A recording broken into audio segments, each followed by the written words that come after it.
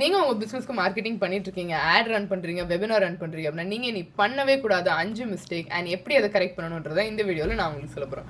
வணக்கம், நான் உங்க சரண்யா நாராயணமூர்த்தி அண்ட் தமிழ் ஆண்டர்பிரினர் அகாடமில உங்களை மாதிரி ஆண்டர்பிரினர்ஸ் ரொம்ப ஈஸியா எஃபிஷியண்டா பிசினஸ் எப்படி ஸ்கேல் பண்ணலாம் அண்ட் மெயினா நிறைய மிஸ்டேக்ஸ் ரிப்பீட் பண்ணாம எப்படி பண்ணலாம் அப்படின்றத என்னோட 8 years ஆஃப் மார்க்கெட்டிங் எக்ஸ்பீரியன்ஸ்ல நான் உங்களுக்கு கண்டென்ஸ் பண்ணி சிம்பிளா தமிழ்ல சொல்லி தர போறேன். எஸ், ஸோ என்னோட பேர் Saranya Narayanamurthy and last 7 years I have been running content bot and Lion.digital. So business start பண்ணுறதுக்கு முன்னாடி I was working as a freelancer too. So அந்த டைமில் இருந்து more than 200+ கம்பெனிஸோட நான் ஒர்க் பண்ணியிருக்கேன்.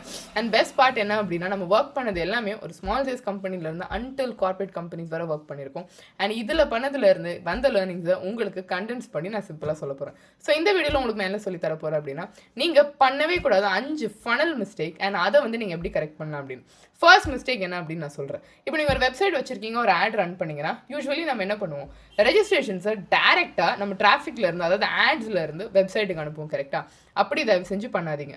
ஏன்னா எதுலாம்னா கியூரியாசிட்டியில் நிறைய பேர் கிளிக் பண்ணுவாங்க.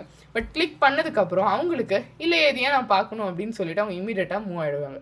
ஸோ அப்படி டேரெக்டாக அவங்களுக்கு அந்த ஆஃபர் கொடுக்காம நடுவில் இன்னொரு ஸ்ட்ராட்டஜியை இம்ப்ளிமெண்ட் பண்ணுங்க. என்னன்னா ஒரு 3 ஸ்டெப் ப்ராசஸ். எய்தர் அவங்களுக்கு ஒரு குவிஸோ இல்லை ஒரு அசஸ்மெண்ட்டோ இல்லை ஒரு கால்குலேட்டரோ ஏதாவது ஒன்று கொடுத்துட்டு அவங்கள இன்ட்ராக்ட் பண்ண வச்சுட்டு அவங்க ஒன்ஸ் உங்களுக்கு இன்ஃபர்மேஷன் கொடுத்ததுக்கு அப்புறமா தென் உங்களோட மெயின் லேண்டிங் பேஜுக்கு செல் பண்ணுங்க. இப்படி நீங்கள் சென்ட் பண்ணும்போது என்ன ஆகும்னா 18% இருந்த உங்களோட புக்கிங் ரேட் அட்லீஸ்ட் ஒரு 47% அது கண்டிப்பாக இன்க்ரீஸ் ஆகும். ஏன்னா சிமிலர் நம்பர்ஸ் தான் நாங்களும் பார்த்தோம். ஒன்ஸ் இல்லை, ட்வைஸ் இல்லை, மோர் தென் 5 to 6 டைம்ஸ் இதே டெக்னிக்கில். செகண்ட் மோஸ்ட் இம்பார்ட்டன்ட் ஒன் என்னன்னா, வெபினாருக்கு அப்புறம் ஒரே இமெயிலில் நீங்கள் பிச் பண்ணீங்க அப்படின்னா அதை தயவு செஞ்சு பண்ணாதீங்க. ஏன்னா நிறைய பேர் வந்து ஜஸ்ட் ஒரு இமெயில் பார்த்துட்டு அவ்வளோதானா அப்படின்ட்டு போயிடுவாங்க. பட் நீங்கள் ஒரு ஆன்லைன் ஈவெண்ட்டோ இல்லை ஒரு சேல்ஸ் காலோ முடிச்சிங்கன்னா நெக்ஸ்ட் ஒரு 48 ஹவர்ஸில் ஒரு 4-5 இமெயிலை ஸ்ப்ளிட் பண்ணி அனுப்புங்க. ஃபர்ஸ்ட் இமெயிலில் ஜஸ்ட் வந்து லெட்ஸே ஒரு இனிஷியல் டச் பாயிண்ட், அதாவது இதுதான் அந்த வெபினார், இதுதான் ஒரு ஆஃபர், உங்களுக்கு ஜஸ்ட் ஒரு கோத்ரூ கொடுக்குறேன் அப்படின்னு. செகண்ட் ஒன்ல எதனால அவங்க ஆக்ஷன் எடுக்கணும் அப்படின்றத கன்வே பண்ணுங்க. அண்ட் தேர்ட் ஃபாலோ அப்ல ஃபைனலி இது ஏன் வந்து ஒரு ஷார்ட் டைம் ஆஃபர், இதுக்கு மேலே இந்த ஆஃபர் கிடையாது, இமீடியட்டாக நீங்கள் ஏன் எடுத்துக்கணும் அப்படின்றத சொல்லுங்க.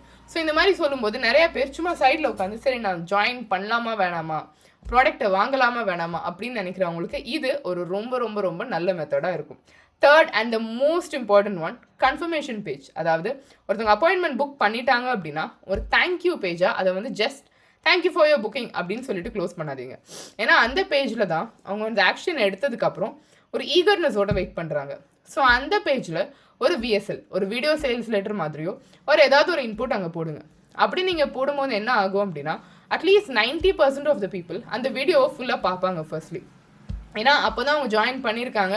ஜாயின் பண்ண உடனே இமீடியட்டாக நீங்கள் வந்து சென்ட் பண்ணுறீங்க அந்த வீடியோவை அப்படின்றதுனால அந்த க்யூரியாசிட்டி கண்டிப்பாக இருக்கும்.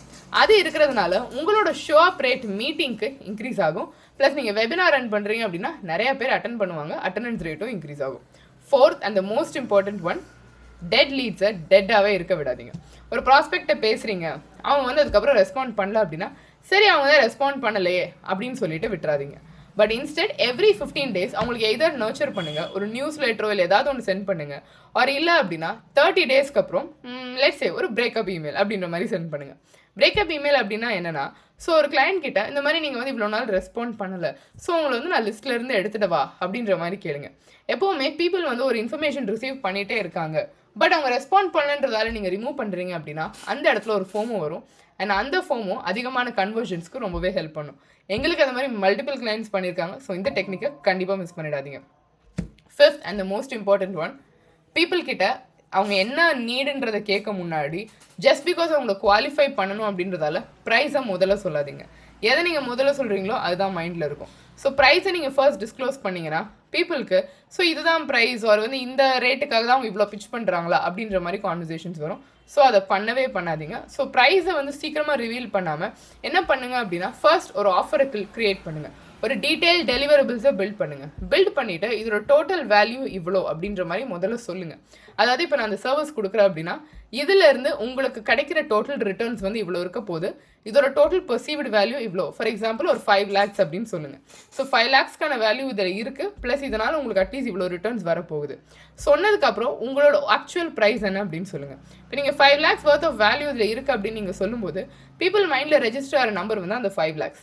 அப்போ நீங்கள் இதுக்கான உங்களோட ப்ரைஸ் 1.2 lakhs அப்படின்னு சொன்னீங்கன்னா உங்களுக்கு ஓகே ஸோ 5 lakh ஒர்த் ஆனது எனக்கு 1.2ல கிடைக்குது அப்படின்ற ஒரு இன்டென்ஷன்லாம் உங்ககிட்ட வருவாங்க.